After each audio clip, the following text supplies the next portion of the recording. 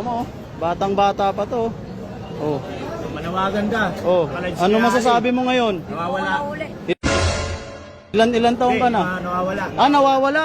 Akala ko. Saan yung kasama mo? Sa sama kasi.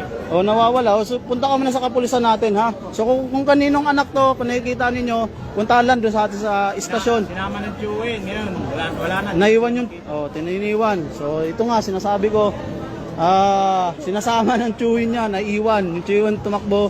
Meanwhile, Hindi na natin sigurado kung medor de edad itong, mukhang medor de edad. Napakaliit itong batang ito. Teka. Mukhang mga bata ito.